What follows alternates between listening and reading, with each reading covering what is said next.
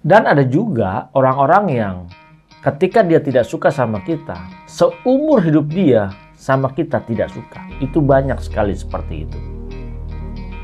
Lalu apa yang harus kita lakukan? Nah, ini yang menjadi pertanyaan, ini yang menjadi perenungan buat kita semua ketika kita mendapat perlakuan seperti ini. Apa yang harus kita lakukan? Terkadang kita berdoa sama Tuhan, minta tolong Tuhan buka jalan. Tetapi rasanya Tuhan seperti tidak buka jalan. Sering kita minta tolong sama Tuhan, Tuhan kalau boleh orang yang menyingkirkan kita, memfitnah kita, melemahkan kita atau meremehkan kita. Kita sering sekali berdoa minta Tuhan kalau boleh ini dihalaukan dan dipinggirkan dan disingkirkan. Kalau boleh orang ini dijauhkan dari kita. Tetapi terkadang Tuhan seperti tidak memperdulikan kita.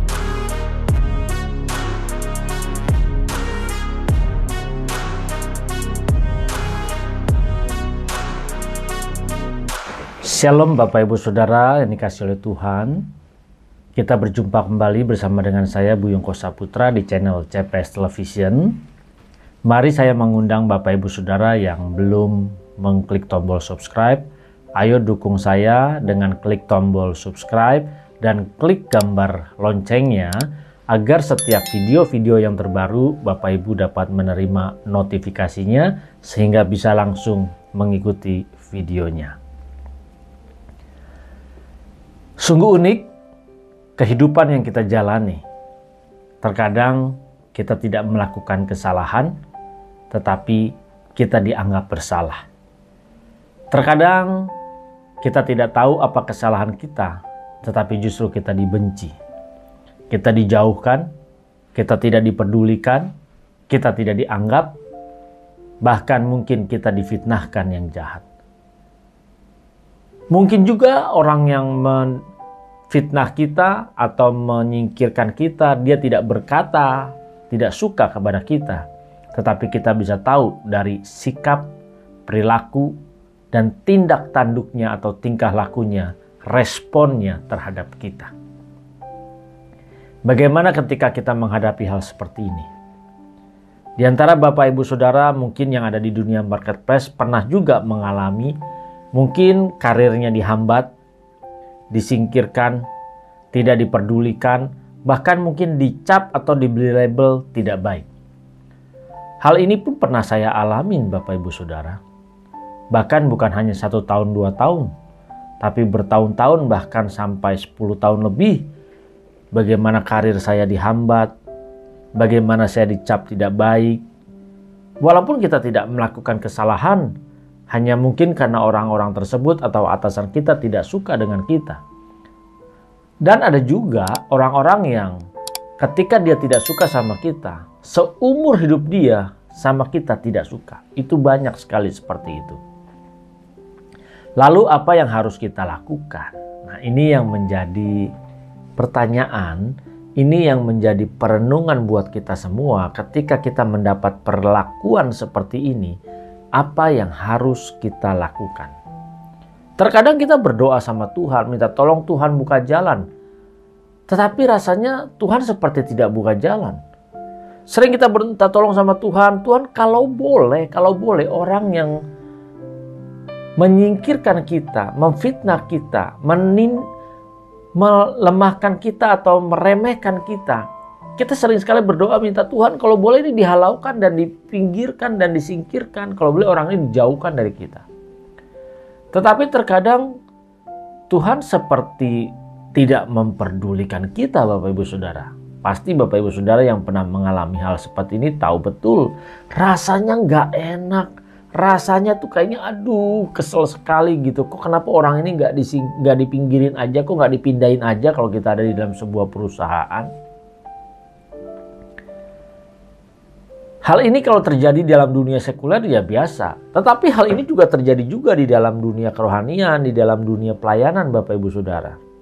Bayangkan loh, di dalam dunia pelayanan kita sudah tahu kebenaran, kita menyiarkan kebenaran, kita mengajarkan kebenaran. Tetapi hal-hal seperti ini sering sekali dilakukan oleh orang-orang yang ada dalam dunia pelayanan. sungguh sangat kejam, sungguh sangat keji. Tetapi semuanya itu mendatangkan kebaikan buat kita kalau kita mau menyadarinya. Ingat, Allah turut bekerja dalam segala sesuatu untuk mendatangkan kebaikan bagi setiap orang yang mengasihi Dia. Ketika saya mengalami atau menerima perlakuan seperti ini di dalam dunia marketplace, bukan 1-2 tahun Bapak Ibu Saudara, di atas 10 tahun, bayangkan di atas 10 tahun. Di sini saya belajar untuk tidak bersungut-sungut, belajar untuk tidak berambisi, tapi kita belajar mencari tahu apa yang Tuhan inginkan. Kalau tadinya saya penuh dengan ambisi, pengen begini, pengen begitu, tetapi dengan peristiwa seperti itu saya belajar untuk tidak berambisi dan bagaimana kita melibatkan Tuhan di dalam kehidupan ini. Ketika saya mendapat perlakuan seperti itu atau diberi label atau dicap, mungkin kita tidak bagus dan tidak pantas untuk naik jabatan, justru kita belajar. Dan pada saat itu saya berjuang bagaimana ya orang lain, dia punya hak untuk menilai kita tidak baik. Dia punya hak untuk tidak suka dengan kita. Tetapi yang saya lakukan, respon saya pada saat itu, ya saya tunjukkan siapa diri saya, kita berkarya, kita bekerja sebaik-baiknya, dan kita menghasilkan dampak, dan kita berusaha untuk tidak melukai hati Tuhan. Dengan apa? Dengan membalas orang itu, dengan menjelek-jelekan orang itu, atau dengan memusuhi atau menjauhi orang itu. Tidak, justru kita tetap tersenyum. Bahkan saya pernah dibilang sama teman-teman pada saat itu, dibilang begini, lu mah gila, dibilang seperti itu. Kenapa? Karena orang yang tidak suka sama saya tetap tersenyum sama dia dan saya bilang selamat pagi. Lalu yang mendengar berkata, lu mah gila, orang gak suka sama lu aja, lu masih bisa selamat pagi. Apa yang saya jawab Bapak Ibu Saudara? Saya bilang, kalau saya memusuhi dia, kalau saya menjauhi dia, berarti saya lebih kejam dari dia. Apa bedanya saya dengan dia? Nah, di sini Bapak Ibu Saudara, saya belajar orang lain punya aksi kepada kita yang tidak baik, tetapi kita harus punya reaksi yang tetap baik sesuai dengan apa yang Tuhan inginkan. Memang tidak mudah, hati kita kadang sakit, kadang kita kecewa, kadang kita marah, tapi di sini kita belajar. Belajar bagaimana hidup seperti apa yang Tuhan inginkan, bukan seperti apa yang kita inginkan. Dan ini butuh waktu dan prosesnya, ya bayangkan. Sampai 10 tahun lebih kita harus ada di posisi seperti itu. Tetapi ingat, Tuhan tetap baik. Ini di dunia marketplace, di dunia pelayanan pun saya juga pernah mengalami hal seperti ini. Tidak diperhitungkan, tidak dianggap, tidak diperdulikan. Apakah kita harus kecewa? Ya, kita pasti ada rasa kecewanya. Tapi kembali ingat, orang yang memperlakukan kita seperti ini, dia juga punya hak memperlakukan itu. Kita punya hak nggak untuk membela diri? Di sini saya belajar bahwa hak kita sudah dirampas dan Tuhan yang merampas hak kita. Jadi kita hanya berharap apa yang Tuhan inginkan untuk kita berubah dalam manusia batin kita, dalam manusia rohani kita, agar kita bertumbuh menjadi serupa seperti Yesus. Ya kita ikutin. Dan itu juga bukan terjadi 1 bulan 2 bulan, bertahun-tahun Bapak Ibu Saudara. Justru di sini kita belajar bagaimana supaya kita tidak hanya pandai berbicara tentang kebenaran, tidak hanya pandai mengajarkan orang tentang firman, tetapi kita harus belajar di sini dan Tuhan mau kita belajar untuk pandai mempraktekkan, memperagakan hidup Tuhan Yesus Kristus di dalam hidup kita. Penuh rasa sakit, penuh kekecewaan, tidak apa-apa. Semua sementara. Dan percayalah, Tuhan tidak buta, Tuhan tidak tuli, dan Tuhan tidak kurang panjang tangannya untuk menolong kita. Pertolongannya selalu tepat pada waktunya. Orang lain boleh menyingkirkan kita. Orang lain boleh tidak suka sama kita. Tetapi Tuhan tidak pernah berlaku seperti itu. Maka Bapak Ibu Saudara dan saya, jangan sampai kita bertindak sama seperti orang yang berbuat seperti itu. Bapak Ibu Saudara, kalau Bapak Ibu Saudara mungkin di kantor, di dunia marketplace, di dalam karir dihambat, disingkirkan, tidak diperdulikan, jangan menyerah. Tanya sama Tuhan apa yang harus kita lakukan. Belajar hidup sesuai dengan kehendaknya. Belajar untuk tidak membalas. Belajar untuk tidak membenci orang lain. Karena itu adalah kesempatan buat kita untuk kita dapat mempraktekkan kasih Tuhan dalam kehidupan kita. Kalau tidak ada kesempatan orang yang membenci kita seperti itu, berarti kita tidak punya kesempatan untuk mempraktekkan kasih Tuhan di dalam kehidupan kita. Justru kita bisa membuktikan apa yang kita ajarkan, apa yang kita dengar melalui firman Tuhan, melalui pesan-pesan Tuhan. Justru kita harus dapat membuktikannya di dalam setiap perilaku kita, perbuatan kita, tindak tanduk kita.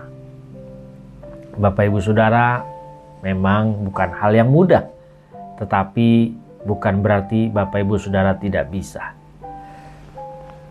Di atas 10 tahun saya menghadapi hal ini dan pada akhirnya saya pun bisa melaluinya dan bisa melewatinya.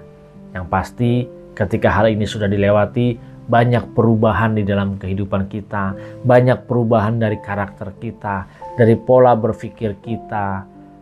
Semua berubah dan kita bisa melihat bahwa semuanya itu menjadi lebih baik seperti apa yang Tuhan inginkan. Kesempatan-kesempatan seperti inilah yang kita butuhkan agar kita dapat terus berubah menjadi serupa dengan Yesus Kristus Tuhan. Mari Bapak Ibu Saudara, jangan kecewa, jangan khawatir, janganlah bersedih berlarut-larut, jangan membalaskan kepada orang yang tidak adil kepada kita, tapi belajarlah terus memberikan kasih Tuhan, mempraktekkan kasih Tuhan di dalam kehidupan kita. Percayalah, pertolongan Tuhan pasti akan terjadi. Pertolongan Tuhan pasti akan tiba pada waktunya. Kita butuh bersabar, kita tetap berharap, kita tetap melihat pertolongan Tuhan. Walaupun kita mungkin belum merasakan pertolongan itu, tapi ada saatnya kita akan mengalami dan melihat pertolongan Tuhan yang luar biasa. Mari Bapak Ibu Saudara yang diberkati, Bapak Ibu Saudara bisa share video ini di setiap akun media sosial Bapak Ibu Saudara. Bahkan saya mengundang dengan hormat, mari Bapak Ibu Saudara dukung saya dengan klik tombol subscribe di channel ini dan klik juga gambar loncengnya supaya Bapak Ibu Saudara bisa menerima notifikasi dari video-video yang terbaru yang diupload. Mari Bapak Ibu Saudara, jangan lupa berikan tanda like dan silakan tinggalkan komentar di kolom komen di bawah ini. Tuhan Yesus Kristus memberkati. Salam transformasi.